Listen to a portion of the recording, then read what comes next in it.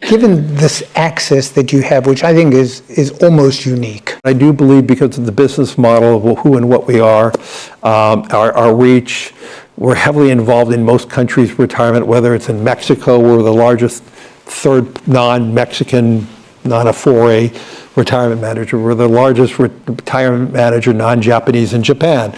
We're the largest retirement manager in the UK, including the domestics.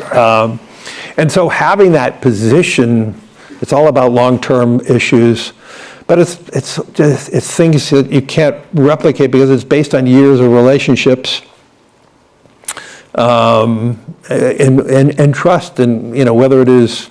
And I do go out of my way when there's somebody who's new in their role, a new prime minister. I will spend time. Generally, what I try to do is spend time before they win, and meet the candidate. So whether it's in Mexico, spending time with Claudia before she won, or spending time with Keir Starmer, it's just spending time with them and just saying, you have access to whatever information you need. The United Nations Agenda 21, Sustainable Development. It is the inventory and control plan. Inventory and control of all land, all water, all minerals, all plants, all animals, all construction, all means of production, all food, all energy, all information, and all human beings in the world. And this is a plan that was agreed to by 179 nations back in 1992. It's a United Nations plan. It's called the Agenda for the 21st Century. And so many of us around the world think that sustainable development, it just sounds so great. Isn't it about recycling and creative reuse and creating energy and food resources for everyone? And the answer is no, it really is not. It's about moving populations into city centers, concentrated city centers, and clearing them out of the rural areas. It's constructed of non-governmental organizations, corporations, and government in order to dictate and regulate what it is that happens around the world. Regionalization is the stepping stone to globalization, and globalization is the standardization of all systems. All systems have to be brought into harmony in order to control them all. And the goal of Agenda 21 is one world government and total control. The United Nations Agenda 21, Sustainable Development. It is the inventory and control plan.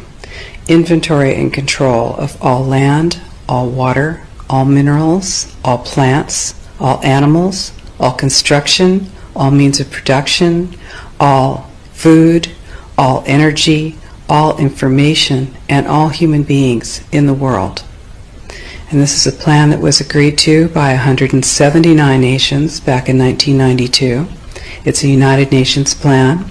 It's called the Agenda for the 21st Century. What do the globalists mean when they say you will own nothing? Well, they mean not even your own bedroom, not even your own house. In a new film, Derek Brose lays out this Agenda 2030. He says it means everything. When they say you own nothing, it really means nothing. Like you go to work, someone else sleeps in your bed while you're there, kind of thing. It is truly 1984 dystopia. But his new film is called Liberation 2030. It is both a warning and a positive manifesto, a call to arms, and how to resist this. I would say it's a peaceful dream, but also a vote of confidence for the human spirit. Watch a short trailer, and then we're going to discuss it with Brose himself. In 2016, the World Economic Forum and Forbes magazine published a short essay titled, "Welcome to 2030. I own nothing, have no privacy, and life has never been better." Written by Ida Auken, Denmark's former Minister for the Environment, the essay imagines what life might be like in 2030. The year 2030 was chosen because of its importance to the achievement of the United Nations Sustainable Development Goals and the Agenda 2030. The SDGs are a collection of 17 interlinked objectives adopted by the UN in 2015 with the ostensible goal of ending poverty, protecting the planet, and spreading peace and prosperity to all people by 2030.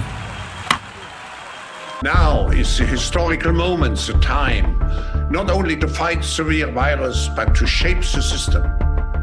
And while millions of people have woken up to this agenda, The vast majority are still spending their time being reactive and allowing these technocrats to manipulate their emotions and actions, and thus their lives. What if, instead of exclusively being reactionary, we put all of our energy into creating our own visions for 2030? If we know we reject the technocratic Great Reset and Agenda 2030, then we must spend time getting to know exactly what we are seeking to create. Instead of "you will own nothing and be happy in 2030, perhaps we can make it "you will be thriving and you will be fulfilled in 2030. The answer completely depends on every single one of us. The future generations are depending on us to build an alternative to the technocratic vision. Derek, thank you so much for joining us. Why don't you tell us why you did this? Because a lot of your journalism, for people who know you, can be kind of scary. But this is a true vision of what we can do and how it might look different. Yeah, so thank you, Natalie, first for having me on to talk about Liberation 2030. So yes, a lot of my journalism, and I think all of the content that people like us produce, it can be kind of dark because that's the reality that we're facing right now. There's a lot of heavy things that are on the horizon. And so I feel that the journalistic side is important to bring the information to people, try to wake them up to important issues. And yet at the same time, my heart and my roots are very much in activism and trying to focus on solutions. So I try to balance out those two things. And I think Liberation 2030 is kind of a perfect balance of that, to remind people about the Great Reset and that whole idea that was announced during COVID in summer of 2020, which I don't think has gone away at all. Whether, no matter who's president or what's going on in the world, I think that agenda is still rolling out. And it's, of course, tied to the United Nations Agenda 2030, Sustainable Development Goals. And so I wanted to kind of remind people of what was announced in 2020 and what we're facing, and yet at the same time try to bring it back to, well, what can we actually do for ourselves? What if we didn't just obsess about Klaus Schwab and Bill Gates and the like, and what if we put energy into actually creating the lives that we want for ourselves and our families? Right. I can very much relate to that. Sometimes we get comments of people saying, I used to watch Redacted all the time, but it's like the sky is falling all the time because it's alarmist. And I get that. But every day there's something new that I feel like we need to pay attention to, because if we don't, so we don't do it for clicks. We don't do it, we do it because we're parents and we feel like if we don't watch this, it will happen. And so maybe let's lay out this agenda and how we see it still being implemented. Sure. So if everybody could throw their minds back to 2020, if you remember March 2020, we first hear this thing called COVID-19. Then we start hearing about lockdowns and masks and mandates and all this sort of stuff. And we knew that vaccines were eventually going to come out. And it was that summer, June 2020, when the World Economic Forum announced the Great Reset. And they put out this short video saying that with Klaus Schwab, now is the time. COVID has presented us with the opportunity to remake capitalism and to remake the world systems. And of course, they really promote it as this utopian thing that, is going to be better for everybody. But many of us are very weary of that for, I think, legitimate reasons. And they said that by January 2021, that next year, they were going to announce the full vision of this Great Reset program. And it is everything that Redacted reports on, that I report about. It's the digital IDs, it's technocracy. Like, this was their vision, but they try to very much spin it again as a utopia.